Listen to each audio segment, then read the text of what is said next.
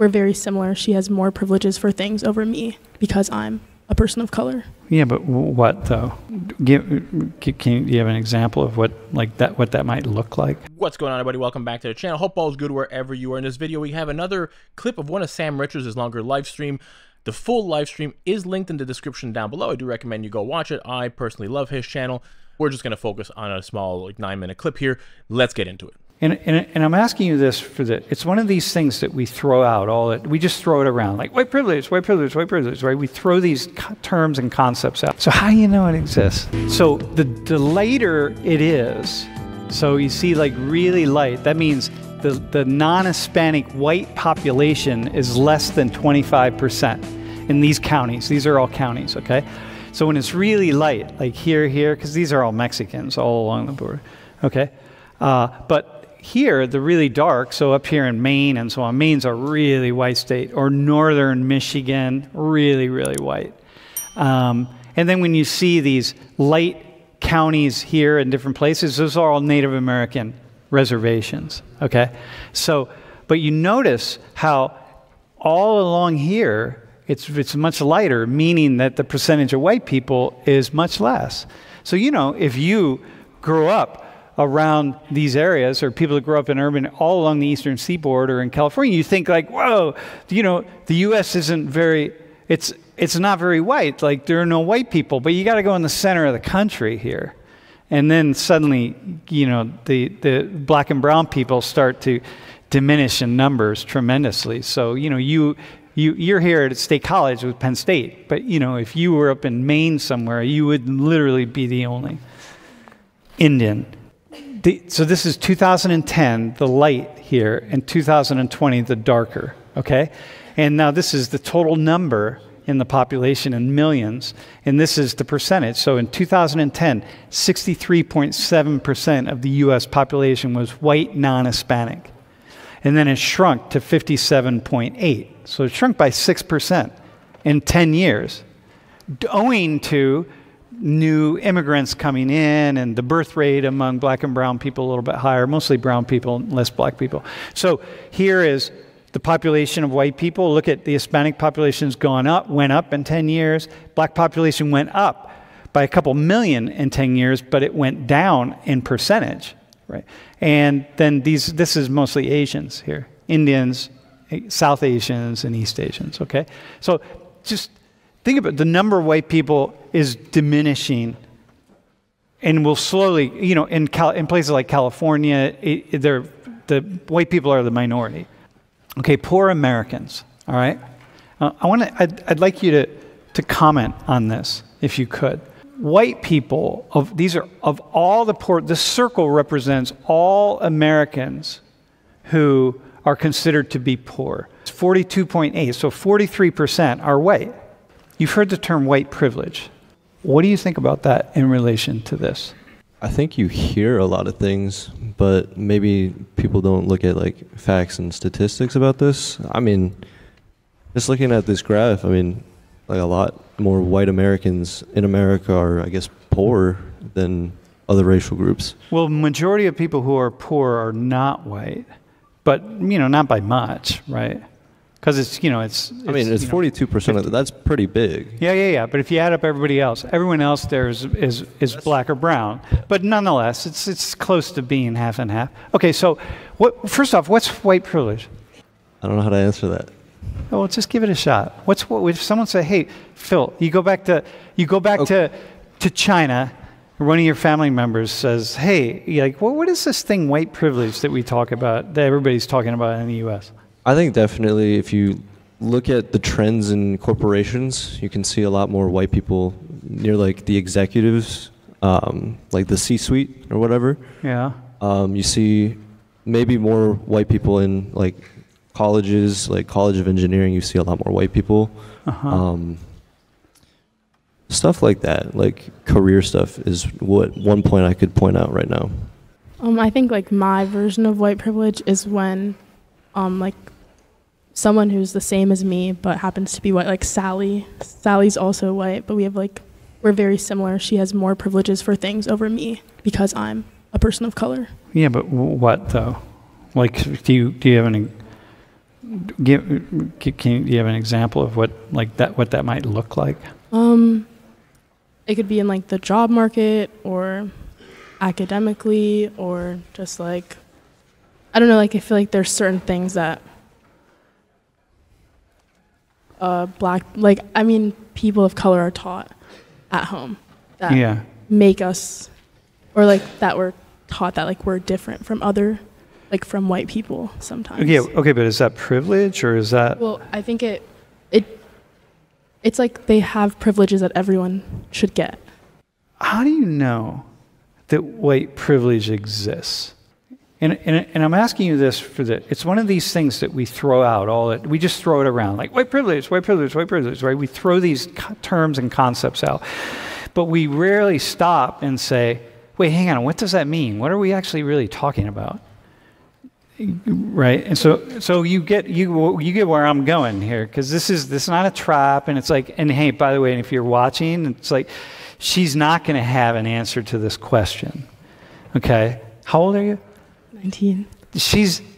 Hang on, can you zoom in on my face? Make sure I'm on the stream. Okay, go ahead, slow. Right here. I'm really white. I'm white. I'm white out. I got to try it. Okay, listen, man. Lena is 19 years old, okay?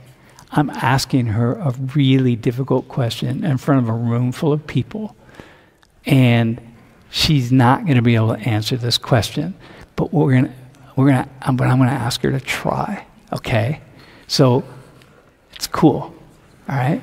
And you're not smarter than her, okay? Keep that in mind. So how do you know it exists? Like things that we've seen in history so far have shown us that white privilege is real. Yeah, definitely in terms of history. I mean, there's no question that it's real. I mean, and there's generational privilege, and this is like the miracle of compound interest, right? You know, when you gather more of the wealth and then you invest that wealth, it doesn't take a rocket scientist to look at how the United States was set up. It's like with the Brits in India before you kicked them out, that the people who were able to collect more of that wealth for themselves are going to invest it, and they're going to be wealthier. So, of course, white people have more wealth, and so on. Like, oh, my God, right? Okay, so history. Have you ever stopped to question whether white privilege is really an operation? Not really. Uh-huh. Okay, that's cool. That's a fair answer. I mean, we're going to talk about it, because that's part of what this class is, because it is an operation, for sure. But, one of the things is it's really important to see the places in which it's an operation. I like that he stopped in the middle of the live stream and said, I don't think you're smarter than this young girl just because she doesn't know the answer, which is true. We forget sometimes when we watch this that they're adults, but they're still students. They're still learning. And I quite like Sam Richards' lectures, but at the same time, they're being indoctrinated by other teachers in these universities 100%. The victim mentality is real. Kids finish high school today and they can't even count properly, but they do know their victimology and their victim hierarchy in society, which is completely wrong, but they think they know it. So I'm glad he does do that, because when you watch the live streams, you can see people kind of attacking. It's like watching the Whatever podcast. If you've ever watched that one, you have a bunch of 18 or 19-year-old, not so bright girls that do corn for a living, like OnlyFans stuff. And you have another guy there like Charlie Kirk or someone else. I've only watched the Charlie Kirk episodes. But you would expect them to not be able to debate or stand up mentally to Charlie Kirk. You would hope that somebody in their 30s or 40s would know more than these young girls, which is the big appeal of the show. But at the same time, you would not want to see a 40-year-old man get owned by a 19-year-old porn person. So when black people like her say this is victim mentality. That's all it is. Like, historically, yes, of course, 100% there was white privilege. You can't debate that. And male privilege. But after, let's say, blacks and women and everybody got the same rights, that's all you can do is give people equality of opportunity. Now, when everybody got the same rights, were white people ahead of the game? 100%. 100%. They had accumulated way more wealth. But you look at it today, not all white people are rich. 6 of the 10 poorest counties in the country are predominantly white people. You look at the Appalachians, quote unquote trailer park white people. All you have to do in America today is work freaking hard, don't end up in jail, finish high school, focus on your education. I don't necessarily mean go to university, but educate yourself, work hard. Preferably if you come from a home with 2 parents at home, you will be ahead of the game. You will be able to succeed. That's what privilege is today in 2024, is coming from a family with 2-parent household that instilled good morals and ethics into you. It's hard to get ahead. It doesn't matter what race you are. Now, going back to saying that white people were, say, in the 1960s, ahead of everybody else, 100%. And today, there's more white people in America than there is any other race, so they have most of the wealth. But at the same time, all you have to do, again, is work hard to get ahead. And let's say you were studying from the 1960s where white people are ahead. But what do you think is going on? Do you think white people are just not working hard?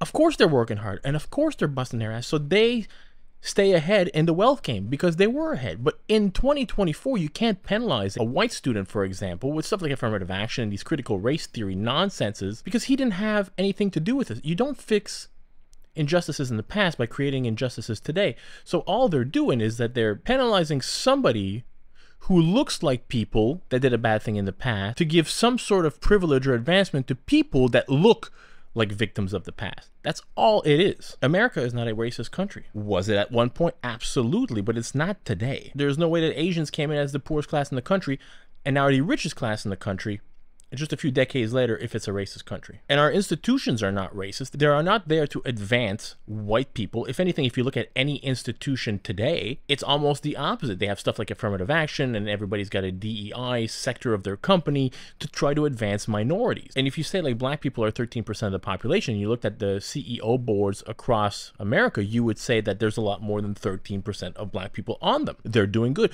Black people are overrepresented versus being 13% of the population. You look at commercials, there's a black person in every commercial, sometimes more than white people. So you can't tell me that the system is racist, especially since we had a black president for 8 years, the highest position in the country, and there are no laws out there that are there to advance white people or that favor white people. In fact, the opposite is true when you look at stuff like affirmative action. It disfavors white people in favor of minorities. There are no laws, not one in America, that favor white people over anybody else. You will not find one. It does not exist. And you hear about, oh, white males all the time, white males. Tell me then why Asian women are the highest paid class across all genders and races in America, if America is such a racist country. It is not.